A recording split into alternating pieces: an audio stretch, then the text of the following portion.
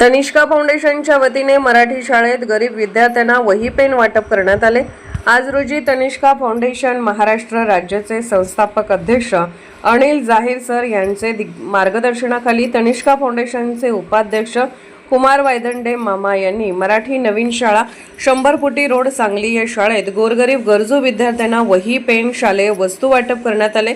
यावेळी सामाजिक कार्यकर्ते आकाश तिवडे, नंदकुमार घाडगे, शिक्षक वर्ग, पालक, विद्यार्थी मोठ्या संख्येने उपस्थित राहून कार्यक्रमाचा आनंद घेतला।